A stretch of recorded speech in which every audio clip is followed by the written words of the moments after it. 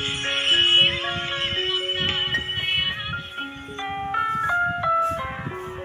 programang ito ay rated SPG. Striktong patnubay at gabay ng magulang ang kay...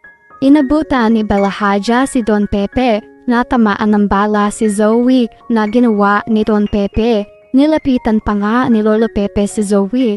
Nagsisisi siya dahil nadamay pa si Zoe. Sabi ni Balahaja, "Ayan, tingnan ko kung makawala ka pa dyan. Doktora, bantayan mo to ha."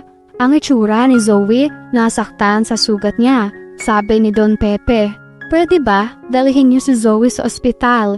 Naghihirap siya oh." Sumagot si Balahaja, "Kanin ka ba? Siyempre hindi pwede. Tsaka kayang-kaya ni doktora yan. Hindi ba, Dok? Tingnan mo." Lumapit si Balahaja kay Zoe at hinawakan ang brasong may tama. Umaray ng malakas si Zoe. Sabi ni Balahaja, "Oh, ang layo-layo sa bitukan nito eh." Nagpaalala ulit siya kay doktora. "Doktora, wag mong patatakasin ulit yan ha." "Sige na." Umalis na si Balahaja. Lumingon naman si Lolo Pepe kay Zoe. "Zoe, pasensya na ha. Hindi ko talaga sinasadya. Akala ko hindi ikaw yon. Akala ko yung kumag na yun eh. Zoe, alam ko nagkasakitan tayo noon. Pero hindi ko ginusto na mapahama ka na tulad nito. At saka Zoe, hindi ko mapapatawad ng sarili ko kung napatay kita. Zoe, gamutin mo ang sarili mo." Tumayo si Zoe at lumapit kay Lolo Pepe. "Lolo, paano ko gagawin yun? Wala naman pong gamot dito." Sabi ni Don Pepe, "Dalhin mo ang sarili mo sa ospital." Sagot ni Zoe, "Lo, hindi pwede. Magagalit si Mami. Tsaka hindi ko na po kaya. Ang sakit po eh." Sabi ni Lolo Pepe, "Ang bilis mo namang sumuko. Kita mo nga ako. Tingnan mo itsura ko. Pero hindi ako sumusuko. Tanyag ako." "Ikaw ay tanyag din. Ang mga tanyag ay hindi sumusuko." Naalala ni Zoe ang mga pangyayari na kinidnap sila ni Annalyn at yung naaksidente ang mami niya sa lindol. Sabi niya, "Kaya pala duwag ako. Hindi naman kasi ako tunay na tanyag. Si Annalyn lang yun." "Lo, siya lang ang tunay na anak ni Daddy. Kaya matapang siya." Sabi ni Lolo Pepe, Magaling ka. Magaling ka, Zoe. Naging doktor ka nga eh. Ibig sabihin magaling ka." "Magaling. Maniwala ka sa sarili mo. Tatagan mo ang loob mo. Dalhin mo ang sarili mo sa ospital. At pagdating doon, tumawag ka sa pulis at isumbong mo ang mami mo." Napakunot ng noo si Zoe. "You want me to betray Mom?" Sagot ni Lolo. "Oo, dahil hindi naman tama ang mga ginawa niya eh. Tama ba na ginanito niyo ako? Tama ba yon? Kaya tumawag ka na. Pagdating mo sa ospital, tumawag ka sa pulis. Isumbong mo ang mami mo." Napapaiyak si Zoe. Nakatulala siya. Biglaan siyang nagdalawang isip. Samantala, nagkausap na ng personal sina Annalyn at Lines. Umiiyak si Annalyn dahil nalaman na niya ang panganib na dinanas ng nanay niya kagabi. Sabi niya, "Nay, bakit hindi ka po nagsasabi sa akin kagabi? Sana pinuntahan mo po kita." Nanghihina si Annalyn at napaupo siya. Iyak siya ng iyak dahil wala siyang nagawa para sa nanay niya na dumanas rin ng kapahamakan. Sabi niya, "Alalang-alala ako kay tatay tapos ikaw pala yung masasaktan. Kasi hindi ka po nagsasabi sa akin. Paano po kung may nangyari pa sa'yo?" Samantala, habang naka-confine ay nagtataka si Giselle.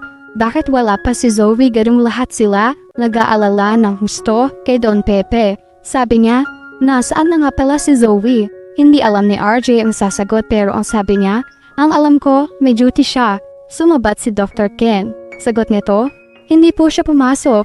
Nagtataka sila, lalo na si RJ. Nagtanong ulit si Giselle, "Oh Beng, nasaan ba yung anak mo?"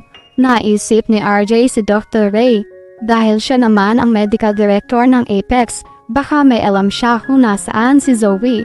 Sa kabilang banda, bumalik na si Moira sa hideout nila. Nakita niyang sugatan si Zoe. Nag-aalala siya. "Oh my God, Zoe, anong nangyari sa iyo anak?" Si Balahaja ang nagsabi. Nagakmang tumakas si tanda eh.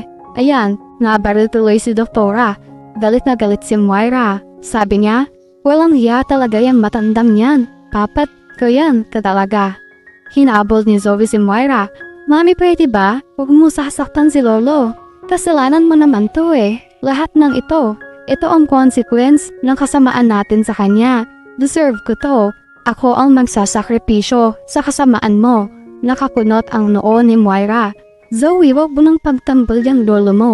Hindi ka importante sa kanya. Hindi ka niya apo. Si Annalyn lang ang apo niya at siya lang ang mahalaga para sa lolo mo. Huwag kang ang tanga dyan. Nasasaktan ka na nga eh. Sa kabilang banda nag-aalala si Dr. Ray kay Zoe. Kausap niya si RJ. Sabi niya, nag-aalala lang ako kay Zoe. Alam naman natin na may mental health issues siya na pinagdaraanan, di ba? I'm sure nakakadagdag pa sa kanya tong pangyayari sa pamilya niyo ngayon. Ang kailangan ni Zoe ngayon ay yung taong hindi makakadagdag sa stress sa kanya. Samantala, sobra namang nasasaktan si Zoe sa sugat niya. Marami na rin dugo ang naubos sa kanya. Kailangan na niya magamot. Pero hindi siya pwedeng magpagamot sa ospital. Sikreto lang ito. Naisip niya agad si Dr. Carlos dahil siya lang naman ang dumadamay sa kanya at naiintindihan siya. Dahil doktor niya si Carlos, tatawag siya kay Carlos. Samantala, naiwan ni Carlos ang cellphone sa side table. Nagre-ring ito. Si Lynette lang ang nasa kwarto. Dahil asawa naman si Lynette ni Carlos, ay naisipan niyang sagutin ang tawag. Magtataka si Lynette sa pangalan ni Zoe ang naka-flash sa screen na calling. Nagtataka man siya ay sinagot niya ito, pero hindi pa muna siya nagsasalita. Nagsalita agad si Zoe sa inaakala niyang si Carlos ang may hawak ng telepono. Hello! Hello, I need your help! I need your help, Dad! Takang-taka si Lynette. Nakikinig lang siya kahit nagtataka. Pinandaan na niya ang pagkakataong ito para mag-obserba sa kanila ni Carlos. Noon pa naman ay may kutob na siya na may connection sina Carlos at Zoe pero hindi niya lang mahuli. Pero ngayon, mag-uumpisa na siyang magduda at magsa-self-investigate para malaman ang katotohanan kung ano ang kumukonekta sa dalawa. Maya-maya ay darating si Carlos. Sabi niya, "O Lynette, bakit hawak mo ang telepono ko?" Galit si Carlos. Matatakot naman si Lynette. Ang sabi ni Lynette, wala. Sasagutin ko sana ang tawag pero biglang nawala. Sige, labas na muna ako." Bago umalis si Lynette ay ang lakas ng kutob niya. Sinabi niya sa sarili niya na mag-oobserba siya at makikiramdam. At yan ang mga pakakaabangan natin sa abot kamay na pangarap.